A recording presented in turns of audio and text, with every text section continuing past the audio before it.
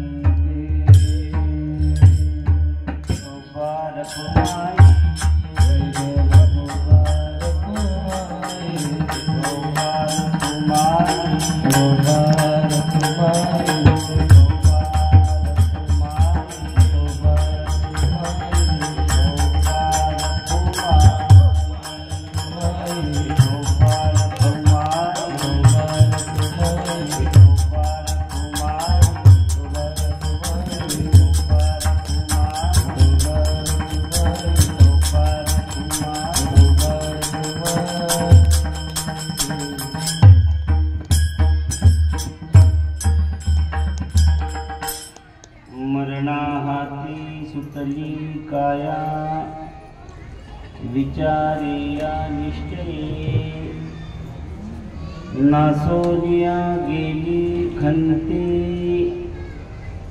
सहज स्थिती भोगाची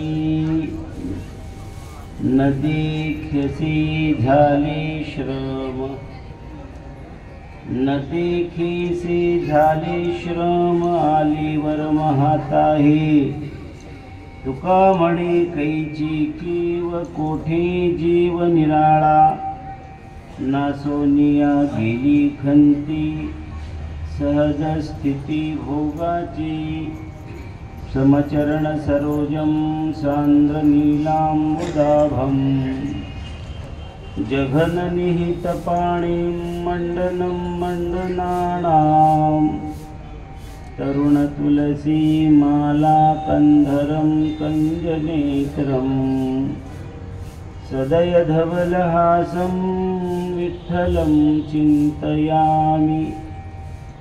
विश्वं दर्पणदृश्यमाननगरी तुल्यं निजान्तर्गतम् पश्यन्नात्मनि मायया बहिरिवोद्भूतं यथा निद्रया यः साक्षात् कुरुते प्रबोधसमये स्वात्मानमेवाद्वयम्। तस्मै श्रीगुरुमूर्तये नम इदं श्रीदक्षिणामूर्तये। मरणाहासी सुटली काया विचारेया निश्चये। जगद्गुरु तुकोबाराय यांचा हा सुंदर असा अभंग आहे। आपण चिंतन करू थोडस। अभंगाचं चिंतन पुण्योत्पादक आहे। अर्थातच आजचा हा जो प्रसंग आहे आपण जर लक्षात घेतलं तर लक्षात येईल पुण्याची गरज काय आहे। माणसाला चांगलं जगायचं असेल पुण्य पाहिजे। ज्याच्या पदरामध्ये पुण्याचा अभाव असतो त्याचं जीवन सुरळीत राहत नाही। भगवंताची ही प्रकृती मनुष्याला आठवण करून देते आपल्या हातात काहीच नाही। आली देवाची या मना तेथे कोणाचे चालेना। सत्यवादी राजा हरिश्चंद्र एक सुद्धा अनृत असत्य ज्यांच्या जीवनामध्ये नाही, संबंध जीवनामध्ये नाही, त्यांना सुद्धा काळाच्या आणि कर्माच्या गतीनुरूप चालावं लागलं। त्यांच्या जीवनामध्ये एक सुद्धा असत्य नाही, त्यांना सुद्धा कालानुरूप वागावं लागलं, कोणाचं चालत नाही। आणि म्हणून पुण्योत्पादक कर्म आपल्याला अनिवार्य आहे। जर एका जन्मात माणसाच्या हे लक्षात येत नसेल तर अनेक जन्म यासाठी माणसाला घालवावी लागतात। आणि म्हणून आपल्याला चिंतन असं करायचं आहे। हे तुकोबारायांचे अभंग आहे। तुकोनी घेतले मोती जैसे। आणि पुण्योत्पादक कर्म हे अनिवार्य कसे असतात, त्याचा परिणाम काय असतो, आपल्याला हे चिंतन करावं लागेल।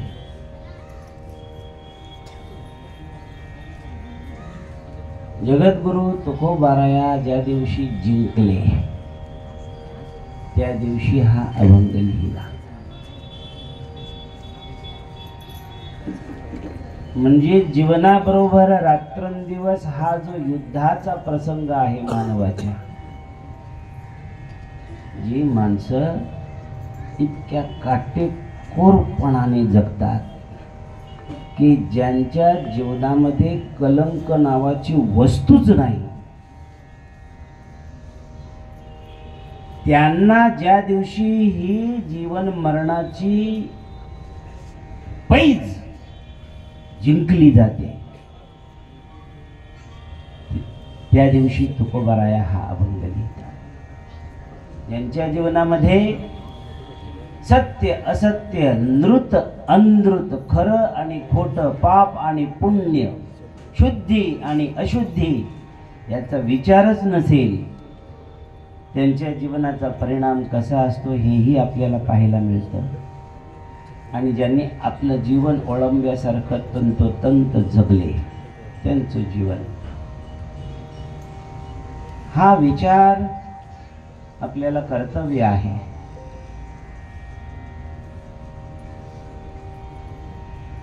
दोन प्रकारचे जीवन माणसं जगत असतात. एक आहे सफल जीवन आणि एक आहे निष्फल जीवन. कोणी ठरवायचं हे जीवन सफल आहे, हे जीवन निष्फल आहे? हे कोणी ठरवायचं आहे? कशावरून ठरलं जातं हे? सज्जनांनो, एक तर महत्वाचा मुद्दा असा आहे की मिळालेला हा मानव जन्म तोऱ्यात तर नकोच जायला पाहिजे. सगळा जीवन कधी कधी सगळं माणसाचं तोऱ्यामध्ये जातं आणि विचाराच्या चौकटीमध्ये जीवन जातं. अशा जीवनाचं विभाजक कोण आहे? कोणाच्या जीवनाला आपल्याला असं ठरवता येईल की हे जीवन विचाराच्या चौकटीत गेलं? कोणाचं जीवन हे निष्फल झालं हे कसं ठरवता येईल आपल्याला? परिणामावरून ठरवावं लागतं. जीवन जगत असताना परिणाम काय निघाला जीवनाच्या शेवटी, या परिणामावरून हे ठरवायचं असतं हे जीवन निष्फल झालं आणि हे जीवन सफल झालंय. साफल्य जीवनाचं आणि निष्फलता, या जीवनाला सफल जीवन म्हणता येत नाही. लॉटरीचं तिकीट लागलं, बंगले बांधले, त्या जीवनाला सफल नाही म्हणता येत. सफल त्या जीवनाला म्हणता येत नाही यानं सत्ता कमावली. सफल त्या जीवनाला म्हणता येत नाही ज्यानं निवडणुका जिंकल्या. या जीवनाला सफल जीवन म्हणून असं कुठेच शास्त्रामध्ये शिक्का मारलेला नाही. आणि हा विचार मनुष्याला करता येतो, पशुला नाही करता येत. ज्या जीवनामध्ये जन्मल्यापासून तो मृत्यूपर्यंत सारखी खवखव लागलेली असते, अशांती पसरलेली असते, ज्या जीवनामध्ये या अशांत जीवनाला सफल जीवन कसं म्हणता येईल? जीवनाचं साफल्य आणि जीवनाची निष्फलता हे जीवनाच्या परिणामावरून आपल्याला लक्षात घेता येते आणि हे फक्त माणसालाच लक्षात घेता येते. मनुष्याचं जीवन म्हणजे नुसता आईवडिलांनी आपल्याला दिलेला प्रसाद नाही, तर मनुष्याचं जीवन म्हणजे नरदेह निधान लागले हाती, उत्तम सार उत्तम गती आणि देवाची होईन म्हणती ते होती. याने ठरवलं मला आता माणूस म्हणून राहायचं नाही, मला देव बनायचंय. आणि म्हणून आपल्या समाजामध्ये एक विचार प्रस्तुत आहे, चांगला सज्जन माणूस ज्यानं आपली जिंदगी आपलं जीवन देवाची आराधना करण्यामध्ये घालवलं, असा सज्जन सद्गृहस्थ जर आपल्या घरी आला तर आपण म्हणतो आज देव आले आमच्या घरी, देवासारखी माणसं आली आमच्या घरी. एवढं ते समजलंच पाहिजे ना, मग इतकं तर कळालंच पाहिजे आपल्याला. तेव्हा या महत्वाच्या घटना आहेत सज्जनांनो. मनुष्याचा देह आपल्याला मिळालेला आहे. हा मिळालेला मानव देह परिणाम जर आपल्या जीवनावर सोडत नसेल तर मग गायी ढोरं पशु जगत नाहीत का? गायी ढोरं पशु पक्षी हे जे जीवन जगतात त्या जीवनामध्ये आणि आपल्या जीवनामध्ये जर काहीच फरक नसेल, आहार निद्रा भय मैथुनम च सामान्यमेतत् पशुभिर्नराणाम ज्ञानम हि तेषां अधिको नराणाम ज्ञानेन हीनाः पशुभिः समानाः. ये ज्ञानेन हीनाः मनुष्याः नराः ते पशुभिः समानाः वर्तन्ते. ज्ञानाशिवाय माणूस मनुष्य म्हणून घेत असेल तर शास्त्र त्याला मनुष्य मानायला तयार नाही. आणि शास्त्रानं जर आपल्या जीवनावरून मनुष्याचा शिक्का उचलून घेत असेल तर मग आपल्याला मनुष्य म्हणून जगायला दुसरी जागा नाही. मनुष्य म्हणून आपण आहोत हे कोणी ठरवायचं आहे. परिणाम जेव्हा हाताला लागतो, परिणाम. आणि म्हणून ज्या वेळेला आताची 1-2 श्लोक आमच्या हातात सापडले. सफल जीवन कुणाचं आणि निष्फल जीवन कुणाचं. आत्मार्थम भोजनम यस्य, केवळ जगण्यासाठी खातो. आत्मार्थम भोजनम यस्य, मी हे जे जेवण करतो, आपल्या हिंदू धर्मशास्त्रामध्ये जेवण करण्याच्या कर्माला सुद्धा यज्ञ म्हटलेलं आहे महाराज. उदर भरण नोहे जाणीजे यज्ञ कर्म, वदनी कवळू घेता नाम घ्या श्रीहरीचे. सहज हवन होते नाम घेता फुकाचे. जीवन करी जीवित्वा अन्न हे पूर्ण ब्रह्म. आणि उदर भरण नोहे जाणीजे यज्ञ कर्म. जेवण करतो आपण रोज, हे जेवण करण्याचं कर्म म्हणजे यज्ञ आहे, यज्ञ. पण यज्ञ कसं होतो, त्याच्यात आहुती तशी पडली तर. यज्ञामध्ये जर चुकीच्या आहुती पडल्या तर त्याला यज्ञ म्हणत नाही, त्याला अघोरी कर्म म्हणतात. यज्ञ करत असताना आहुती जर चुकीची पडली तर त्याला यज्ञ म्हणत नाही, त्याला काय म्हणतात, अघोरी कर्म. अघोरी कर्म, अघोर कर्माची आराधना करणारा तो अघोरी कर्म आहे. तसं जेवण करत असताना सुद्धा जर का चुकीच्या आहुती पडल्या तर त्याला जेवण म्हणत नाही, त्याला जेवण म्हणत नाही, त्याला सुद्धा अघोरी कर्म म्हटलं जातं. आणि अघोरी कर्म करणारा मनुष्य कसा असणार, मनुष्य कसा असणार. आणि म्हणून आत्मार्थम भोजनम यस्य, केवळ पोट भरण्यासाठी जो जेवतो, त्या पोट भरण्यासाठी काय हवन सामुग्री असली पाहिजे याचं विधान आहे की नाही. यज्ञ कर्म करत असताना हवन सामुग्रीमध्ये काय वस्तू पाहिजे याचं विधान आहे. त्या विधानाच्या व्यतिरिक्त हवन सामुग्री तुम्ही वापरू शकत नाही. का, यज्ञ संपन्न झालं पाहिजे म्हणून.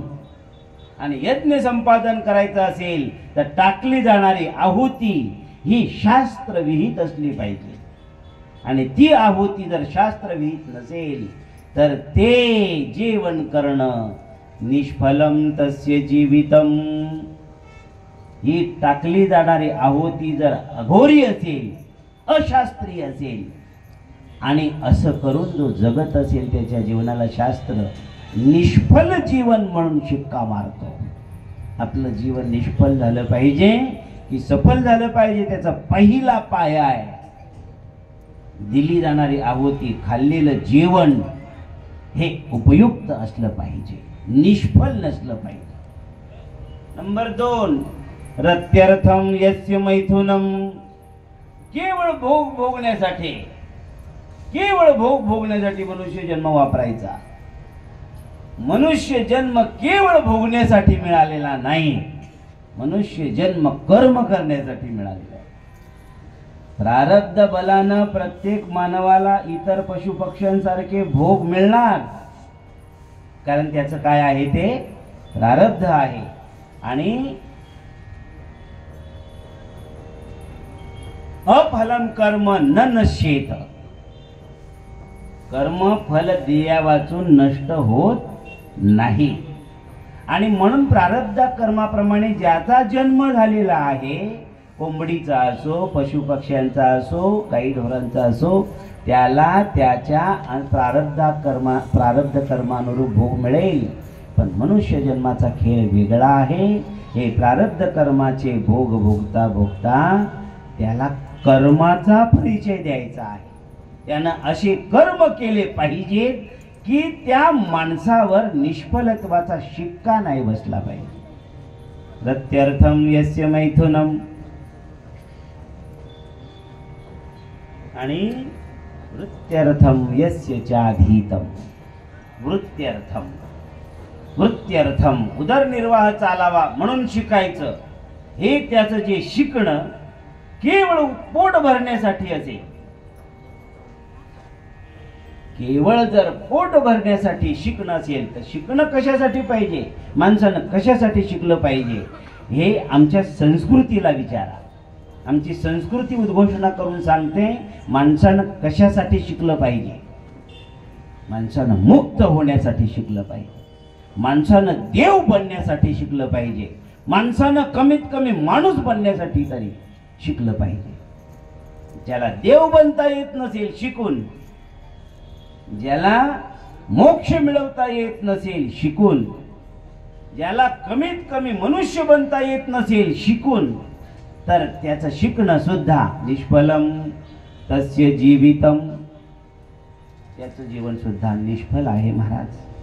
मनुष्य जन्मामध्ये जीवन निष्फल नाही झालं पाहिजे याचा विचार करता येतो. ही मनुष्य देहाची इतर देहांबरोबर केलेली तुलना आहे. स्कंद पुराणामध्ये एक श्लोक मिळाला, सजीवती गुणायस्य. ज्यानं जन्माला आल्यानंतर असा काही गुण कमावला की ज्याला चार चौघामध्ये शान मध्ये बसण्याची पात्रता आहे. बैठक भरलेली असेल चार चौघांची, सुज्ञ माणसांची, जाणत्या माणसांची, तर तो आल्यानंतर त्याला आदराने या म्हटलं जातं. सगळ्यांकडून या, बसा असा गुण कमावलेला आहे ज्यानं. या, बसा, त्यांना बसायला द्या. आसन नसेल तर त्यांना आसन द्या बसायला. चार चौघांनी त्यांना बसायला आदरानं आसन द्यावं असं गुण ज्यानं कमावलेला आहे. सजीवती त्याचं जगणं आहे. त्याचं जगणं आहे. कारण माणूस माणसाला या बसा बोलवतो, माणूस माणसाला या बसा असं बोलावतो. आणि चार चौघांमध्ये तो आला काय आणि गेला काय शास्त्राला मान्य नाही. गुण कमवावं. सजीवती गुणायस्य, सजीवती गुणायस्य धर्मो यस्य च जीवती. असा धर्म कमावला पाहिजे माणसाने. असा तो धर्मशील असला पाहिजे माणूस. ज्याच्या जीवनामध्ये धर्मानं प्रवेश केलेला आहे असा धर्म कमावलेला माणूस रक्षते तस्य कृते धर्म रक्षती. धर्म जिवंत बनून त्याचा रक्षण करता होतो. छान धर्माचं रक्षण करता करता माणूस जर जीवन जगत असेल, अगदी अपरिचित गावामध्ये त्याला जाऊ द्या, त्याचं नाव लोकांनी ऐकलेलं असतं, हा धर्म जगतो. कोणीही म्हणतो त्याला या महाराज बसा, जेवण करा, प्रसाद घ्या, पाहिला करायला. धर्मो यस्य च जीवती. आणि गुणधर्म विहीनो यः. जो गुण कमवत नाही, जो धर्म कमवत नाही, निष्फलम तस्य जीवितम. जो गुण कमवत नाही, जो धर्म कमवत नाही, स्कंद पुराणामध्ये गुणधर्म विहीनो यः निष्फलम तस्य जीवितम. आणि म्हणून सज्जनांनो, जगद्गुरु तुकोबाराय आपल्याला आज परिचय करून देतात. जीवन आपलं सफल व्हावं यासाठी आपल्याला आपल्या कर्माचा परिचय द्यावा लागेल. कर्म केले पाहिजेत माणसाने. निद्रा आलस्य प्रमाद, निद्रा आलस्य प्रमादात. निद्रा, आळस आणि सरासर चुका करत जगणं, सरासर चुका करत जगणं, चुका करत प्रमादी बनून जगणं, हे जगणं नाहीये महाराज. आळस करण्यासाठी मनुष्य देह मिळालेला नाही, पसरण्यासाठी मनुष्य देह मिळाला नाही. आम्हाला आता काही करायची गरज नाही, आमच्या जवळ सगळं आहे. पण तुका म्हणे तुला सोडविना कोणी, एका चक्र पाणी वाचून या. नाही जमत महाराज. आणि म्हणून महाराज माणसाचं सोडून द्या, राक्षस सुद्धा आपला कर्माचा परिचय देण्यामध्ये, अर्थात त्यांनी तपश्चर्या ज्या केलेल्या आहेत राक्षसांनी, किती जहाल तपश्चर्या केल्या महाराज. बघा तुम्ही हिरण्यकश्यपूचं जीवन कोणत्या युगामध्ये हिरण्यकश्यप होऊन गेला. आज सुद्धा त्या हिरण्यकश्यपूला का होईना आपण महाराज गातो. आपण काय तपश्चर्या केली या हिरण्यकश्यपूनं, कसली तपश्चर्या केली महाराज. त्रिभुवनामध्ये आग सुटली महाराज, दाहकता निर्माण झाली सगळ्या त्रिभुवनांमध्ये. इंद्रचंद्राधिक देवता त्याच्याकडे बघून घाबरू लागल्या. माणसाची गोष्ट दूर आहे महाराज, काय कर्माचा परिचय महाराज. आणि म्हणून या त्रिभुवनामध्ये त्याच्या तपाची आग, त्या आगीची झळ पोचायला लागल्यामुळे ब्रह्मदेवाला विचार करावा लागला आणि दर्शन द्यावं लागलं हिरण्यकश्यपूला. बोल काय पाहिजे तुला. या तपाच्या मोबदल्यामध्ये हिरण्यकश्यपूनं ज्या वेळेला हे तपाचरण सुरू केलं, कर्माचा परिचय दिला आपल्या, ब्रह्मदेवाला यावं लागलं.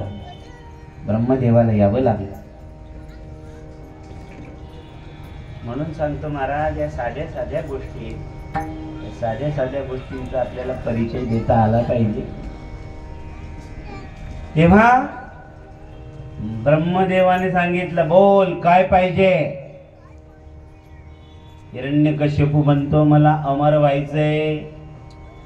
हिरण्यकश्यपू म्हणतो मला अमर व्हायचंय, मला मरण नकोय. ब्रह्मदेवाने सांगितलं ते तर मला बी जमलं नाही, तुला कसं देऊ. ज्यातस्य हि ध्रुवो मृत्युः ध्रुवं जन्म मृतस्य च तस्माद् परिहार्येऽर्थे न त्वं शोचितुमर्हसि. ज्यानं जन्म घेतला त्याला मरावं लागणार, मग मला अमरत्व नाही मिळणार. अमरत्व सोडून हिरण्यकश्यप दुसरं काहीही माग, मी द्यायला तयार आहे, ब्रह्मदेवानं सांगितलं. आता हिरण्यकश्यपूने डोकं चालवलं. हे देव लोक असतात, हे चॅप्टर असतात म्हणे, हे तसे काय आपल्याला ऐकणार नाही. आपल्याला काहीतरी वेगळी युक्ती प्रयुक्ती योजना बनवून कामं करावी लागतील. आणि महाराज योजना बनवून जो कामं करतो मस्त. बघा आता निवडणुकांमध्ये ज्याची योजना सफल तो जिंकतो. योजना सगळीच आखतात हो, पण योजना अशी बनवता आली पाहिजे की विजय मिळाला पाहिजे. आणि म्हणून हिरण्यकश्यपूने विचार केला काहीतरी योजना बनवली पाहिजे. म्हणे दुसरं काहीही मागू, काहीही माग, दुसरं फक्त अमरत्व नको मागू.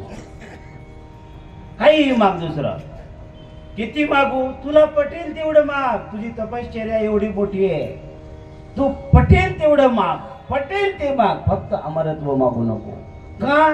कारण मीच अमरत्वाच्या नादाला नाही, मलाच एक ना एक दिवस मरावं लागतंय, मी तुला अमरत्व कसं देणार. ब्रह्मदेव म्हणतो. तेव्हा हिरण्यकश्यपूनं, महाराज आपल्या सगळ्यांना माहिती आहे कथा भाग, हा सांगायची माझा उद्देश नाही, पण हिरण्यकश्यप म्हणतो मला रात्री मरण नको तथास्तु, दिवसा मरण नको तथास्तु, माणसाच्या हातून मरण नको तथास्तु, देवांच्या हातून नको तथास्तु, तथास्तु तथास्तु करत राहिला. संध्याकाळ म्हणजे रात्री नको, दिवसा नको, माणसाच्या हातून नको, देवांच्या हातून नको, पशूच्या हातून नको, पक्ष्यांच्या हातून नको, शस्त्रापासून नको, अस्त्रापासून नको, तथास्तु तथास्तु ब्रह्मदेव करत राहिले. झालं का? ब्रह्मदेव म्हटले झालं का? हिरण्यकश्यपूने सांगितलं झालं. तथास्तु केलं. ब्रह्मदेव निघून गेले आणि टाळ्या वाजवायला लागला हिरण्यकश्यप महाराज. ब्रह्मदेवाला येडं बनवलं, योजना बनवून काम केलं आपण म्हणे. ब्रह्मदेवाला येडं बनवलं आपण. पण ब्रह्मदेवाने सांगितलं अरे बाबा, जो दुसऱ्याला वेडं समजतो त्याला स्वतःला कळत नाही मी किती मोठ्या मूर्खांची खाण आहे. आणि आपल्या सगळ्यांना माहिती आहे त्या हिरण्यकश्यपूला सुद्धा एक दिवस मरावं लागलं. तुकोबाराया आपलं काय? तुकोबाराया म्हणतात मी अमर झालो. जन्माला जो येतो तो मरणार, हा नियम अबाधित आहे. त्याला मरावं लागणार हा नियम आहे आणि हा सगळ्यांना पाळण्यास योग्य नियम आहे. पालन योग्य, पाळावाच लागतो. हा नियम सगळ्यांना पाळावाच लागतो. तुकोबाराया आपलं काय? तुकोबाराया म्हणतात आपण जिंकलो. कोणाला जिंकलं तुम्ही? मरणाला जिंकलं, मृत्यूला जिंकलं. का? आज्ञा आहे वेदाची. काय करावं? मनुष्य जन्माला आल्यानंतर त्यानं काय करावं? मृत्यूला जिंकावं. असतोमा सद्गमय तमसोमा ज्योतिर्गमय मृत्योर्मा अमृतम गमय. ही शास्त्राची, ही वेदाची आज्ञा आहे.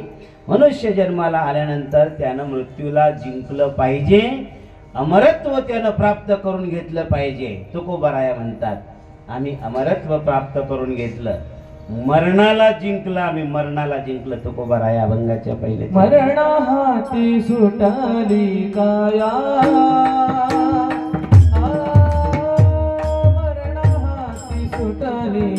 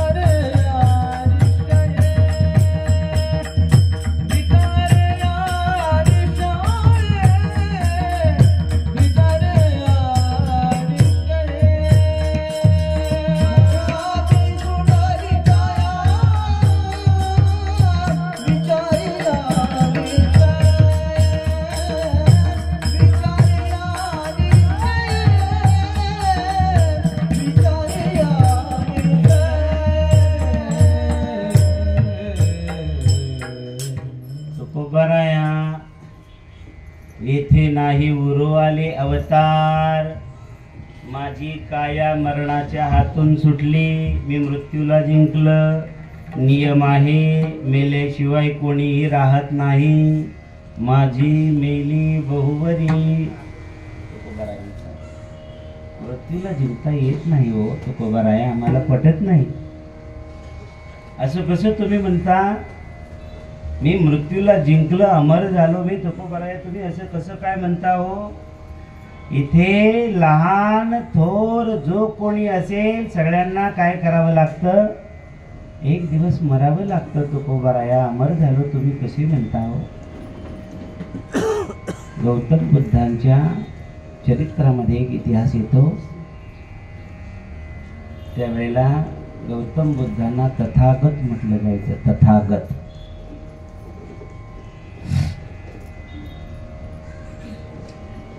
एक मातोश्री माता माऊली, तिच्या पतीचं काही वर्षापूर्वी निधन झालेलं. एक मुलगा पदरामध्ये, 9 वर्षाचा एक मुलगा पदरात. काय झालं कोणास ठाऊ, कसं झालं कोणास ठाऊ, काही कळलंच नाही. ते लेकरू तिचं मरण पावलं. हा हा हा, एकुलता एक आश्रय मुलाचा, तोही ज्या वेळेला मरण पावला, संपत्ती होती घरी, पण तिला आभाळ कोसळलं महाराज तिच्यावर. कसं जगायचं आता, धाय मोकळून रडायला लागली.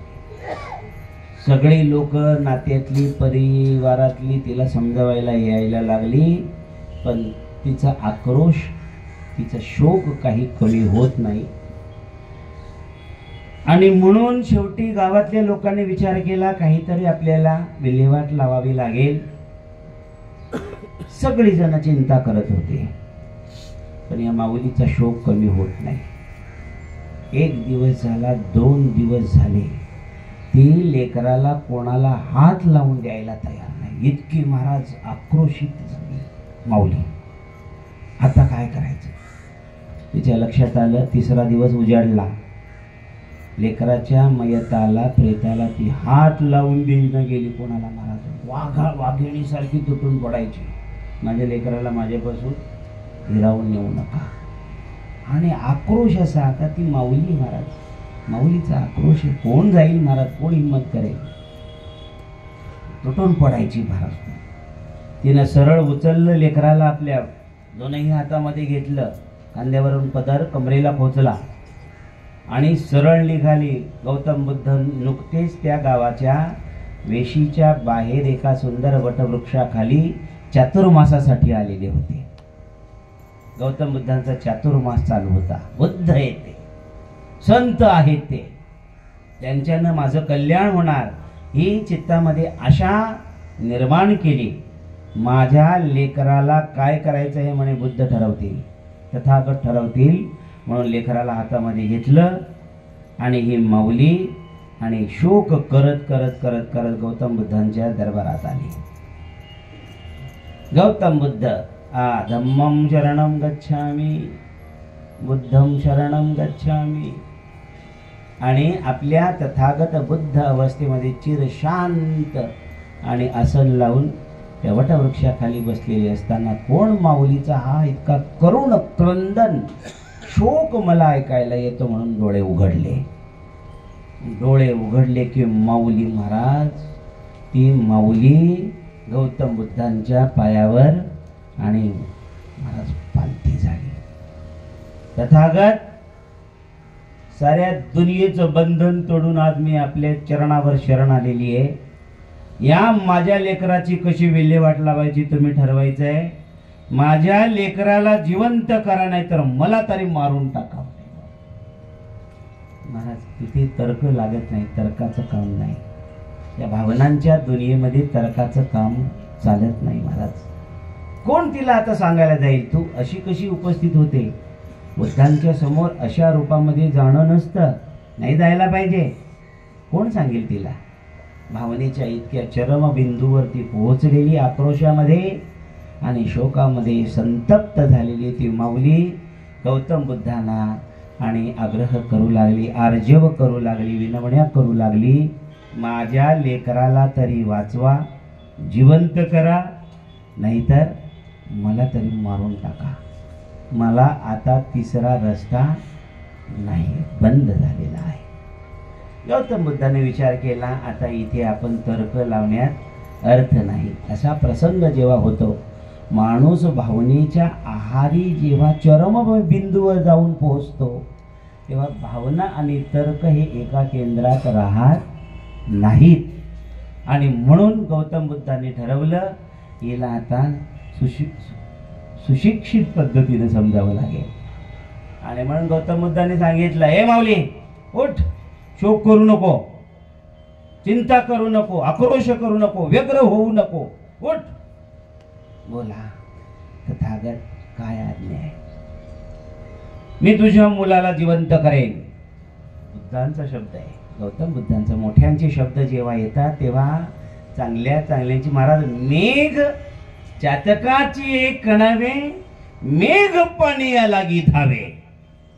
चातक पक्षी मरतो, मरण स्वीकार करतो, पण जमिनीवरचं पाणी पित नाही महाराज. अशा वेळेला त्या भावनेत वागणाऱ्या चातक पक्षाला आकाशात नुसते मेघ सूर्याला झाकताना का होईना उठले रे उठले की चातक पक्षाला अतिशय आनंद होतो. तेवढ्यावरच तो संतप्त चातक पक्षी संतुष्ट होतो. एवढ्यावर मात्र तसं गौतम बुद्धाने त्या माता माऊलीला सांगितलं, घाबरू नको, मी तुझ्या मुलाला जिवंत करेन, पण मी सांगेन ते काम करावं लागेल. करतो ना मामा, तथागत करतो. तुम्ही जे सांगाल ते करायला मी तयार आहे. मी तर मरायलाही तयार आहे. गुरुदेव, मी माझ्या लेकरासाठी मरायलाही तयार आहे. सांगा तुम्ही मी काय करू. काही नाही. माऊली, एक काम कर, मला फक्त अर्धा किलो तीळ पाहिजे. अर्धा किलो तीळ घेऊन ये, मी तुझ्या मुलाला जिवंत करतो. वा, अर्धा किलो? तथागत गुरुदेव, अर्धा किलो ट्रक भरून सांगा तुम्ही, मला तीळ आणून देतो मी. तुम्ही अर्धा किलो काय मागता माझ्या लेकरासाठी? ट्रक भर वगैरे नको ठेवायला, आमच्याकडे काही जागा नाही. बाकीची उरलेली तीळ, मला अर्धा किलो तीळ फक्त मात्र तेवढी तू घेऊन ये, मी तुला तुझा मुलगा जिवंत करून देतो. आणि महाराज ती माऊली निघणार तोपर्यंत विचारलं, अजून काही? अजून काही? दुसरं काही सामान? पुन्हा दुसरी चक्कर मारायला नको, मला झाले माझं लेकरू जिवंत कधी होतं. नाही नाही नाही नाही, फक्त एक काम करायचं, हे अर्धा किलो तीळ त्या घरातून आणायचं ज्या घरात कोणीच मेलेला माणूस नसेल. ज्या घरात कोणीच मेलेला नाही त्या घरातून मला तू अर्धा किलो तीळ घेऊन ये. अशा प्रकारे सांगितल्यानंतर आता त्या आनंदाच्या भरात त्या माता माऊलीला त्याचा अर्थ कळाला नाही. तशीच धावत सुटली, गेली वाण्याच्या दुकानावर. त्या वाण्याचं सगळ्यात मोठं जे दुकान होतं त्या वाण्याच्या दुकानात गेली आणि सांगितलं, अहो मला लवकर झटपट आहे ना अर्धा किलो तीळ द्या. अर्धा किलो तीळ? अहो तुमचं लेकरू तर तथागतांकडे तुम्ही घेऊन गेलेला आहात, त्याला जिवंत करण्यासाठी बुद्धांनी मला अर्धा किलो तीळ सांगितले. त्यालाही आनंद वाटला. ज्या अर्थी गौतम बुद्ध असे बोलतात त्या अर्थी लेकरू तुझं जिवंत होऊ शकतं. त्यानंही लगबगीनं अर्धा किलो तीळ काढले, तिच्या हातामध्ये दिले. त्याचं काय असेल ते धन वगैरे घेऊन उतरली. 2 पायऱ्या उतरल्यानंतर तिच्या लक्षात आलं, पण का हो माघारी फिरली. अहो मला बुद्धांनी तीळ आणता आणता सांगितलेले त्या घरातून तीळ आणायची ज्या घरात कोणीच मेलेला नाही. तुमच्या घरात कोणीच मेलेला माणूस नाही ना? ती म्हणते, असं कोणीच मेलेला माणूस नाही ना? असं काय म्हणता मावशी? असं काय म्हणता? कोणीच राहिले नाही शिल्लक आमच्या घरात. मीच तेवढं कुठं तीळ द्यायला तुझ्यासाठी शिल्लक आहे. आजा मेला पणजा मेला, बाप नसना गेला, देखत देखत नातू पण तोही तैसा झाला उठा उठा जागा पाठी, भय आले मोठे. आणि म्हणून असं करता करता महाराज ती माऊली सगळ्या गावात सगळ्या भागात फिरली. आणि सगळीकडे फिरल्यानंतर तिच्या हे लक्षात आलं की बुद्धांनी मला जो संदेश दिलेला आहे तीळ आणायच्या नादानं, त्या तिळामध्ये त्यांचं उद्दिष्ट नव्हतं. तिला गौतम बुद्धांना मला काहीतरी संदेश द्यायचा होता. महाराज लक्षात घ्या, एवढं करण्यामध्ये तयार, ज्या वेळेला भूमी तयार असते त्यावेळेला शेतकरी जेव्हा ते बीज आरोपित करतो भूमीमध्ये, सिंचन केल्याबरोबर अंकुर उत्पन्न होतं. गौतम बुद्धांनी तिची भूमी तयार केली. मला तुला काय सांगायचं आहे, ही भूमी तयार झालेली होती. याचा अर्थ माझे पती देव गेले, माझं लेकरू गेलं, गावातली ज्येष्ठ माणसं गेली. याचा अर्थ सगळी कशासाठी आलेली असतात? जाण्यासाठीच आलेली असतात. सगळं गाव फिरल्यानंतर तिच्या लक्षात आलं, हा संदेश मला गौतम बुद्धांकडून मिळायचं आहे. गेली, लेकराला उचललं वगैरे वगैरे वगैरे. तात्पर्य काय आहे की या लोकाचं नावच आहे मृत्यू लोक. त्या मृत्यू लोकामध्ये जिथे जातस्य ही मृत्यू ध्रुव अटळ आहे, निश्चित आहे, त्या लोकामध्ये तुकोबाराय अवतार घेऊन म्हणतात मी मात्र अमर झालो. तुकोबारायांचं हे म्हणणं आलं मी अमर झालो हे मला पटत नाही. तुकोबारायांची पंक्ती कशी आहे बघा. मरणा हाती सुटली काया विचारे या निश्चयी. तेव्हा अशा प्रकारे हे मला पटत नाही. अशा प्रकारे श्रोत्यांनी तुकोबारायांजवळ तक्रार केली. जीव जो असतो आपला, हा जीव 7 प्रकारच्या अवस्थांमध्ये जगत असतो. हा जीव अज्ञानामध्ये जगतो, आवरणा अवस्थेमध्ये जगतो, विक्षेप अवस्थेमध्ये जगतो. किती अवस्था झाल्या? अज्ञान अवस्था, आवरण अवस्था, विक्षेप अवस्था, परोक्ष ज्ञान अवस्था, अपरोक्ष ज्ञान अवस्था, शोक नाश अवस्था आणि अनंतावाप्ती अवस्था. 7 अवस्थामध्ये हा जीव आपला प्रवास करतो. ज्यानं आपल्या जीवाला जन्माला आल्यानंतर सुसंस्कारित केलं. सुसंस्कारित जीवाला कसं केलं जातं महाराज? ज्यानं आपले बाकीचे काम, कामामध्ये काम, काही म्हणा राम राम, राम कृष्ण हरी, जय जय राम कृष्ण हरी, राम कृष्ण हरी, जय राम कृष्ण हरी. भगवंताच्या नामाबरोबर आपलं जीवन जोडतो. काम करायचं, आपल्या वाट्याला आलेलं काम करायचं नाही असं नाही, पण हे काम करता करता ज्याला जमलं, या जीवनाला शरीराच्या हाताला काम, पण जीव मात्र आपला नाम, नामाबरोबर जो जोडून देतो त्याला जमतं. हे जमवणं, हे जमवण्यासाठी प्रयत्न करणं, याचंच नाव आहे साधना. अशी साधना ज्याला जमली तो एक दिवस तमेव विदित्वाति मृत्युमेति नान्यः पंथा विद्यते अयनाय. तमेव विदित्वाति मृत्युमेति, अतिमृत्यू एति, मृत्यूला पार करून टाकतो, मृत्यूला जिंकतो. कोण? ज्याचं देह प्रारब्ध बलानं संसारात काम करतं, पण ज्याचा जीव, ज्याचं चित्त भगवंताच्या नामाबरोबर जोडून राहतो, तो जिंकतो. गोपिका काय करत होत्या? गोपिका काय करत होत्या? मन हे गोविंदी आणि देह काम करीवो, दुडीवरी दुडी गवळणी साते निघाल्या. दुडीवरी दुडी गवळणी साते निघाल्या. गवळण गोरस म्हणो विसरल्या. डोक्यावर दूड आहे, दूड म्हणतात ना आपल्या त्याला, दुडी, दूर म्हणतो आपण त्याला, म्हणजे अंड्यावर हंडा, अंड्यावर हंडा. आणि बाजाराला गवळणी निघालेले आहेत. त्या माठांमध्ये त्यांच्या दूध आहे, दही आहे, तूप आहे, विकायला निघालेले आहेत. आणि दूध घ्या म्हणायच्या ऐवजी गोविंद घ्या कोणी, दामोदर घ्या तव तव हासती.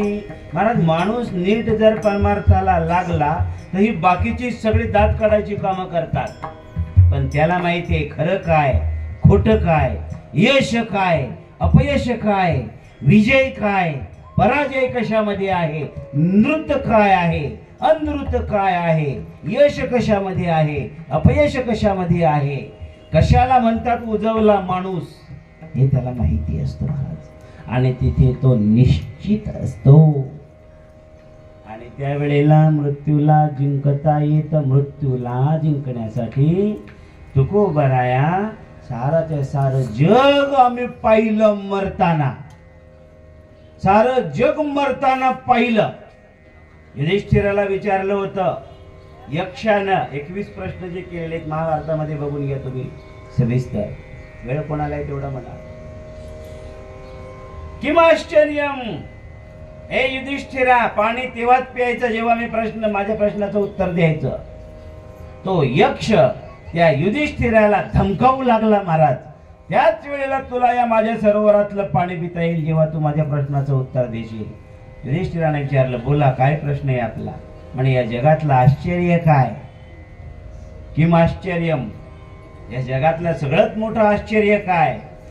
युधिष्ठिरानं उत्तर दिलं या जगातलं सगळ्यात मोठं आश्चर्य ही माणसं दुसऱ्याला स्मशानामध्ये जळताना बघतात पण स्वतः मात्र अमर होण्याचे भ्रांती बाळगतात.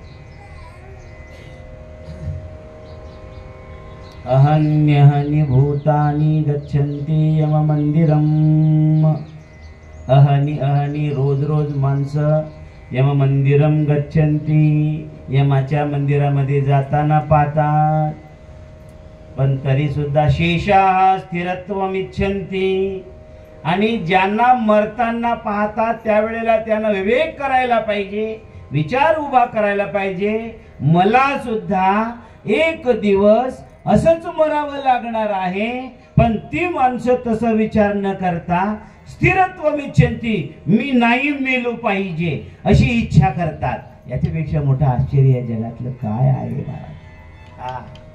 शेषाः स्थिरत्वम इच्छन्ति किम आश्चर्यम अतः परम. अतः परम किम आश्चर्यम. महाराज मरायला निघालेला माणूस मरायची इच्छा करत नाही महाराज. कशाला मरायला निघालेला एक म्हातारा, 4 मुलं, 4ही मुलांनी सांगितलं. लहान्याकडे गेला, लहाना पोरगा बोलायचा हो बाबा आमच्याच घरी कसं काय तुम्हाला, मोठा पण मुलगा तुमचाच आहे की त्याच्या घरी जाऊन राहा की 2-3 दिवस, 2-2, 4-4 दिवस आमच्याचकडे. त्यांनी मोठ्याकडे गेल्यानंतर मोठ्याने म्हणायचं बाबा आमच्याच घरी कसे काय तुम्ही. म्हणजे याचा अर्थ बाबांनी समजायला पाहिजे ना आपलं कोणी नाही. अगोदर सोडून दिलेला असतो मुलांनी म्हणा, पण नाही लक्षात येत त्यांच्या हे काय करणार त्याला. तो म्हातारा स्वाभिमानी होता. तर हे अशा ठोकरा खाण्यापेक्षा अजून देवानं हातपाय नीट ठेवलेले आहे, आपण कष्ट करून जगू. आणि मनात कुऱ्हाड घेऊन जायचा, लाकडं तोडायचा, डोक्यावर मोळ्या विकायचं, मोळ्या आणायचा, बाजारात विकायचा, पोट भरायचं. पण महाराज किती दिवस चालेल हे तरी हो. एक ना एक दिवस जीर्णता वाढणार, वृद्धावस्था विकोपाला जाणार. एक दिवस तो कसा तरी खांद्यावर कुऱ्हाड टाकून आणि लाकडं तोडण्यासाठी जंगलामध्ये गेला. जंगलामध्ये गेल्यानंतर महाराज झाडावर चढला. सुकलेली लाकडं त्याला दिसली, सुकलेली लाकडं तोडायची, मोळे बांधायची. आणि ती झाडावर कसा तरी चढला, सुकलेलं लाकूड तोडण्यासाठी फटके मारू लागला. कुऱ्हाड होती ती निसटली, खाली पडली. आता परत काय करावं लागेल म्हाताऱ्याला, त्या झाडावरून खाली उतरावं लागेल.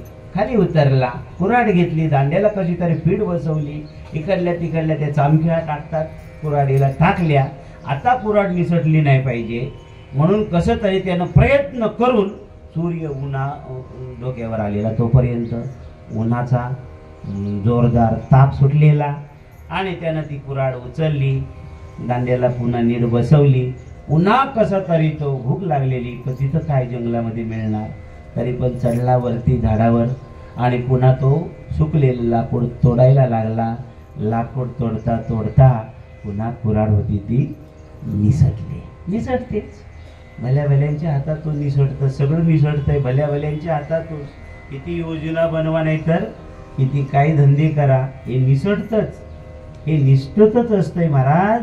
आणि म्हणून त्या म्हाताऱ्यानं कपाळावर हात मारला, ये रे बाबा यमा, आता माझ्याच्यानं नाही चढवत आहे ना उतरत आहे. महाराज यमराज काय खुश झाली असतील महाराज. एक पण भक्त नाही आख्या जगात आपला कोणी. कोणी आजपर्यंत आपल्याला हाक मारली नाही कधी. अगदी अगदी सुख सुख चाललेलं उन्हाळ खरडा, एक माणूस एवढी जन्माला आलेली, कधी आपल्याला हाक कोणी मारत नाही. आणि महाराज आपल्याला कोणीतरी हाक मारतो बघून यमराजाला, आणि महाराज लई बरं वाटलं, संतुष्टी झाली त्याला. कोणीतरी आपल्याला हाक मारतो. पहिलं गिराईक भेटलेलं त्या यमराजाला. पुढे चालला होता यमराज, गाडी तिकडच वळवली, सगळं येऊन थांबला. आहा, आकाशामध्ये काळं काळं भयंकर रूप, अकराळ विकराळ दाढा आणि ती गदा घेतलेली हातामध्ये, आणि केसांचा पत्ता नाही, मुकुटाचा पत्ता नाही, भयंकर भयंकर. म्हणजे इथं उदाहरणच नाही आपल्या इथं तसलं दाखवायला, इतका भयंकर काळा काळा तो.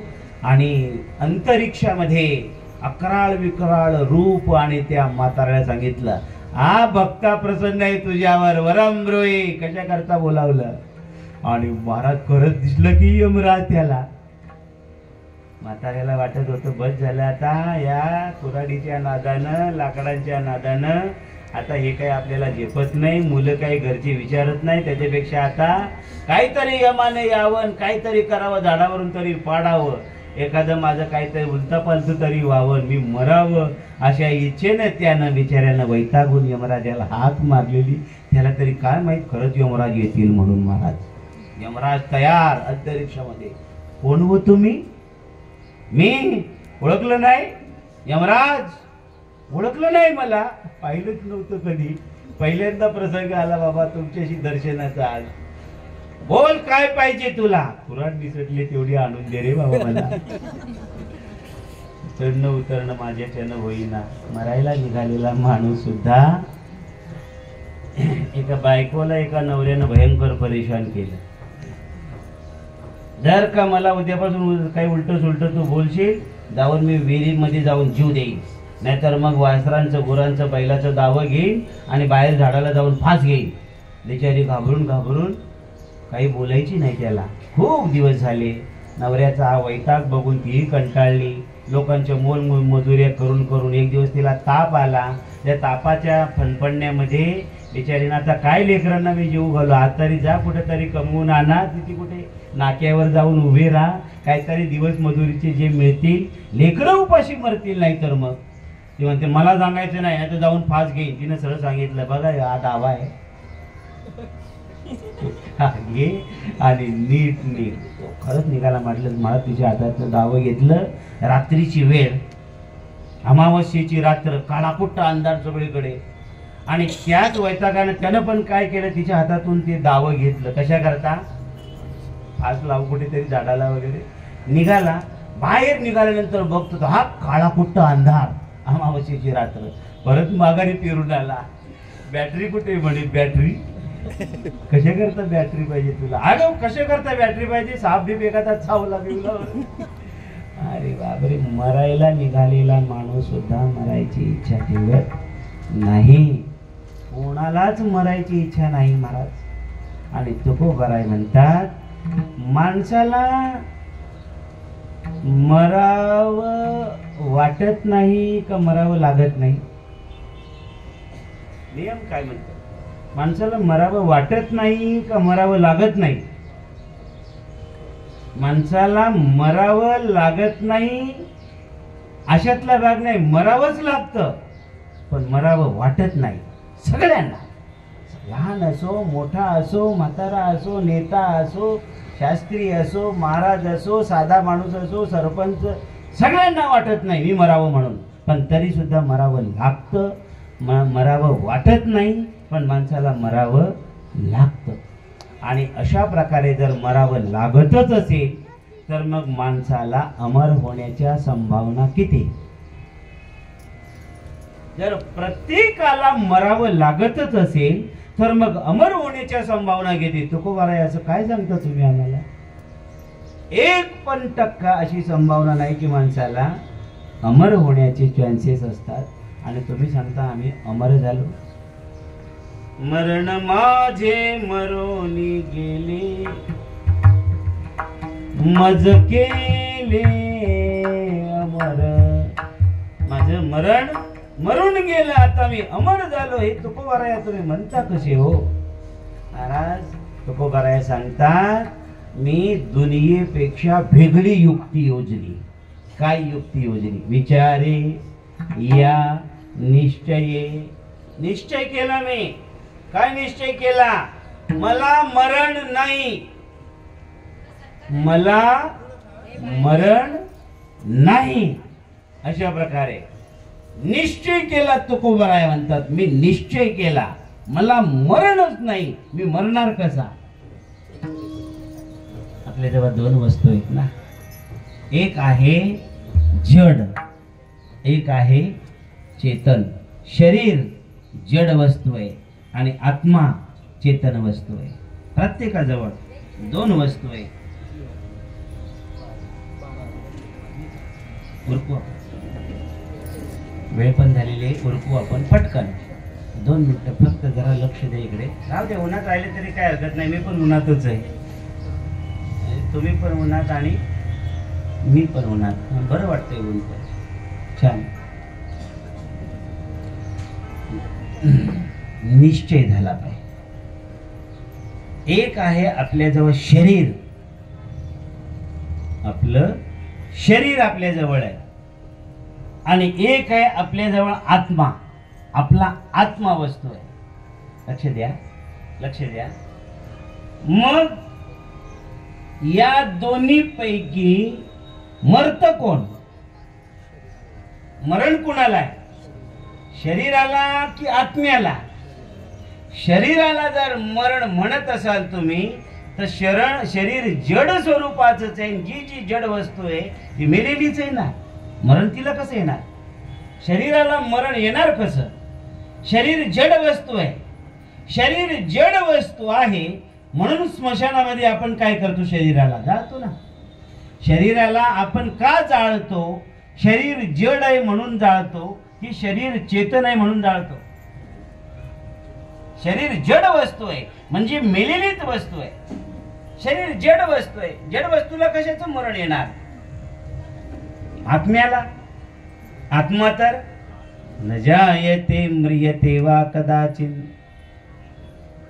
नायं भूत्वा भविता वा न भूयः, अजो नित्यः शाश्वतोऽयं पुराणो न हन्यते हन्यमाने शरीरे अविनाशी तु तद्विद्धि. आत्मा मरू शकत नाही आणि शरीर तर जड आहे, त्याला मरायची गरजच नाही. आपण एखादं दगड घेतलं आणि हे दगड माझ्या समोर का म्हणून दुसरं दगड घेतलं आणि त्याला ठेचीत बसलो. आता या दगडानं त्या दगडाला हाणलं काय आणि त्या दगडानं या दगडाला आणलं काय? दोन्ही पण दगडच. दगड म्हणजे काय? जड. जड म्हणजे काय? मेलेलं. तसं शरीर जड आहे, त्याला काय मरण आहे? ते मेलेलंच आहे. आत्मा ते तर कधी मरत नाही. न जायते न म्रियते. मग मरण कोणाला आहे? मरण कोणाला? मरण आहे आत्मा विशिष्ट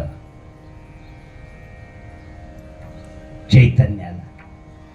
देहाला जेव्हा आपण मी म्हणतो, देह माझा नाही. भ्रम आहे आपल्याला देह माझा आहे म्हणून. देह माझा नाही, देह माझा होऊ शकत नाही. जी वस्तू माझी आहे ती माझ्या जवळून कोणीच राहू शकत नाही. जी माझी वस्तू आहे. आणि देह जर माझा असता तर काळाची सुद्धा अशी ताकद का चालते की आपल्याला आपला देह आपल्याकडून ती हिसकावून घेऊन जाते. मग देह माझा कसा?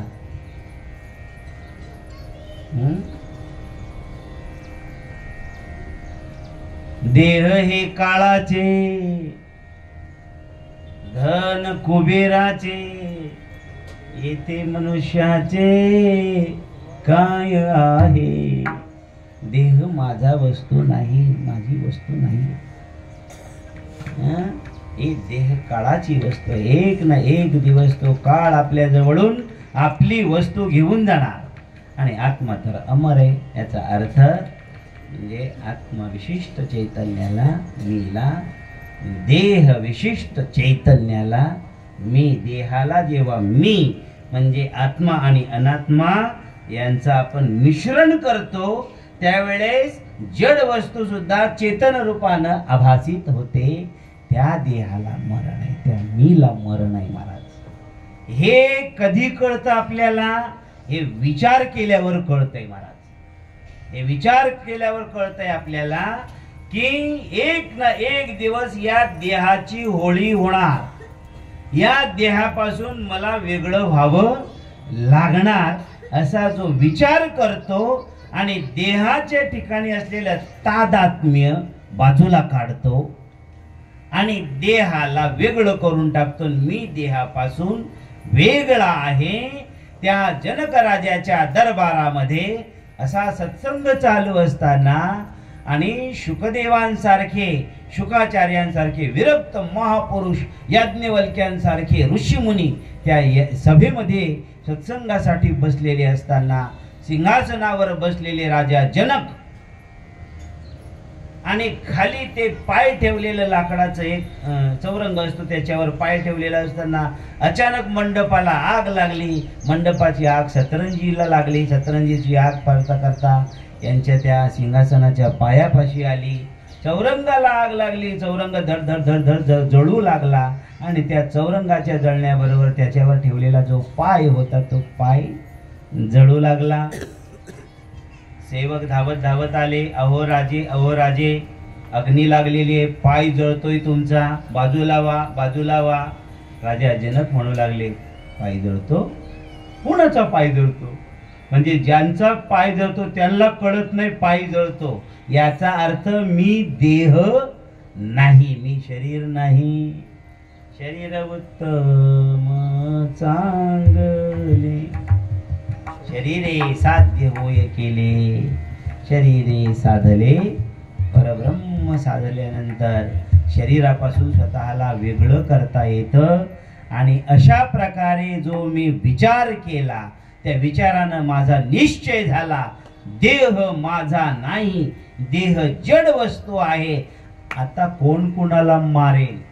जर पाय दड दड दड अग्नीमध्ये जळतो, त्या राजा जनकाला हे कळत नाही की माझा पाय जळतो. डोंगरामध्ये जेव्हा अग्नी लागली जाते, धडाधड लाकडं जळतात, आपल्याला ताप होत नाही. याचा अर्थ ती अग्नी, ती झाड जळतात, त्यांचा न माझा संबंध नाही. तसा देहाचा आणि माझा सुद्धा संबंध नाही. कोण कोणाला मारेल? आणि म्हणून तुकोबाराय म्हणतात, मरणा हाती सुटली काया, विचारे या निश्चये. हा माझा निश्चय झालेला आहे, हा माझा विचार झालेला आहे. माणसाचा निश्चय विचारपूर्वक असला पाहिजे. संसार जगत असताना जो माणूस विचार करून जगतो त्याचं जगणं खरं जगणं. नाही तर महाराज ते जगणं खरं असत नाही. विल्हेवाट लागते. पुन्हा जन्मच्या जन्म दुःखांच्या योनी भोगाव्या लागतात, सहन कराव्या लागतात. तेव्हा या देहाकडे कसं बघितलं पाहिजे? आपल्याला दिलेला देवानं हा जो देह आहे, हा देह परमार्थ साधन करण्यासाठी दिलेला आहे, निश्चय करण्यासाठी दिलेला आहे, विचार करण्यासाठी दिलेला आहे. याच्या योगानं माणूस जर विचार करू शकला, काय बाधक आहे मला, काय साधक आहे मला, हे जर का जीवाला मरायच्या आत निश्चय करता आला, त्याला पुन्हा मरायची गरज लागत नाही. म्हणून तुकोबाराय म्हणतात, मी असं साधलेलं आहे. मरणा हाती सुटली काया, विचारे या निश्चये, आणि नासोनिया गेली खंती, आणि सहज स्थिती भोगाची. खंती, खंती म्हणजे खंत करणं, खंत करणं, त्रास होणं. मला कर्तव्य म्हणून भगवत प्राप्ती आहे, संसार कर्तव्य नाही. अशा प्रकारे माझी खंती नासून गेली, कर्माची खंती. कधी कधी माणसाला वाटतं भरपूर पैसा आहे आमच्याकडे कमवलेला आहे, आता आम्हाला कशाची गरज नाही. मरायच्या टायमाला असं बोलता येईल. म्हणून माणसानं सावध होऊन बोलावं, सावध होऊन विचार करावा. नासोनिया गेली खंती, सहज स्थिती भोगाची. आणि अशा प्रकारे न देखेसे झाले श्रम. आतापर्यंत जे कष्ट होते केलेले होते संपले, कष्ट संपले आमचे. आलीवर महत आहे तुका म्हणे कैची केव, कोठे जीव निराळा. जीव हा शिव आहे, जीव हा देव आहे. मी देव आहे, मी देव नाही. अशा प्रकारे या अवस्थेला मी येऊन पोहोचल्यामुळे माझ्या हातून आता मरणाची काया सुटलेली आहे.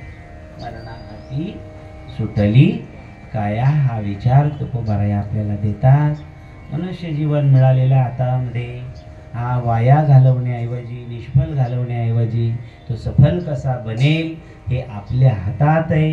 हे जो चुकतो त्याला मात्र मृत्यूला सामोरं जावं लागतं. हे आपल्याला जावं लागू नये म्हणून विचार करावा असा संदेश तुकोबाराय या अभंगामध्ये आपल्याला देतात. या ठिकाणी आपण थांबूया. जाता जाता थोडंसं जरा एक लक्षात घेण्याजोगं बोलूया आपण 1-2 मिनिटामध्ये. स्वर्गीय उमेश विठ्ठल भोईर यांच्या जवळजवळ उत्तर कार्य जाऊन यांना 13 दिवस झाले. कसे गेले, काय झालं, कशा प्रकारे कर्म केले आपल्या सगळ्यांना माहिती आहे. त्याची मीमांसा करण्यापेक्षा आता त्यांना कल्याण कसं होईल, आता तरी का होईना कल्याण कसं होईल याचं चिंतन आपल्याला करावं लागेल. कशानं कल्याण होईल? ज्याच्यानं कल्याण होईल अशी सगळी साधनं आपल्याजवळ असताना कल्याण होत नसेल तर आपल्याला विचार करावा लागेल. मग कशानं त्यांचं कल्याण होईल? त्यांचं कल्याण पुण्याच्या उपलब्धीनं आहे. माणसाला चांगली गती मिळवायची असेल तर पुण्याची सामुग्री, पुण्याची शिदोरी, पुण्याचा डब्बा बरोबर असला पाहिजे. ज्याच्या पदरात पुण्याचा डबा नसेल तो कोणीही असो, तो आशिया खंडाचा अध्यक्ष असू दे, नाहीतर तो सर्व छत्र सम्राट, एकछत्री सम्राट असू दे, पुण्याची शिदोरी ज्याच्याजवळ नसेल तो अलेक्झांडर येऊन गेला महाराज आपल्या भारतावर आक्रमण करण्यासाठी, जाताना खाली गेला. हा संदेश आपल्या सगळ्यांना माहिती आहे. आणि म्हणून पुण्याची सामुग्री आता आपण या ठिकाणी एकत्रित आलेलो आहोत म्हणून कर्तव्य बुद्धीनं त्यांच्यासाठी दुसरं काही नाही, काही फायदा पण नाही आता करून. कारण ज्या दिवशी कर्म करण्याची जबाबदारी होती त्या दिवशी हुकलं आणि आता तर कर्म करण्याचा अधिकार त्यांना नाही, आपल्याला आहे. म्हणून त्यांच्यासाठी आपण एक कर्म करूया. 2 मिनिटं फक्त शांत राहूया. आणि मी रामकृष्ण हरी म्हणतो पुढे भगवन नामाचा उच्चार. आणि हे भगवन नाम म्हणजे शुद्ध पुण्य असतं. हे शुद्ध पुण्याच्या योगाने तरी त्यांना काही गती सुधरेल अशा आशेनं भगवान परमात्म्याकडे करुणा भाकूया. आपण मेल्यानंतर आपल्यासाठी सुद्धा लोक अशी करुणा भागतील म्हणून आपण सगळ्यांनी मिळून हे परमेश्वरा, आमच्यातलाच एक सभासद उमेश विठ्ठल भोईर आणि यांना देवाज्ञा झालेली आहे, त्यांचा आता कर्माचा अधिकार संपलेला आहे, त्यांना आता पाप पुण्योत्पादक कर्म करता येणार नाहीत, आम्हाला करता येत म्हणून आम्ही सगळेच जण मिळून हे परमेश्वरा तुम्हाला प्रार्थना करतो. आम्ही जे आज 2 घटकाभर का होईना नामस्मरण करू, रामकृष्ण हरी हे पुण्य त्याला अर्पण होऊ दे आणि त्याला विचारायला चांगली गती मिळू दे अशी सगळ्यांनी मिळून आपण करुणा भाकूया. मी पुढे बोलतो, माझ्या मागून सगळ्यांनी बोला बरं का. खुर्चीवर बसले त्यांनी पण आणि जे खाली बसले त्यांनी पण त्यांच्या उद्देशानं अर्पिजे देव पितरोद्देशे या उद्देशानं आपण हे कर्म अर्पण करूया. त्याच्यानं जे पुण्य उत्पन्न होईल ते त्यांना आपण समर्पण करू. रामकृष्ण हरी बोलायचं आहे, फक्त रामकृष्ण हरी, पण सगळ्यांच्या मुखातून निघालं पाहिजे. जेवढ्या मुखातून हा रामकृष्ण हरीचा जप निघेल तेवढे पुण्याची सामुग्री त्यांच्यासाठी कामाला येणारी आहे. आणि भगवंताला प्रार्थना, रामकृष्ण हरी. सगळ्यांनी बोला बरं का, रामकृष्ण हरी, रामकृष्ण हरी, रामकृष्ण हरी, रामकृष्ण हरी, रामकृष्ण हरी,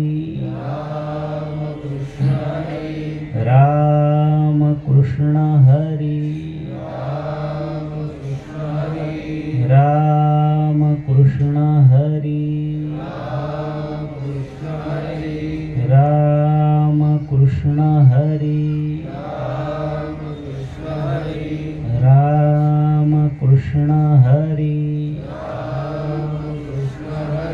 राम कृष्ण हरी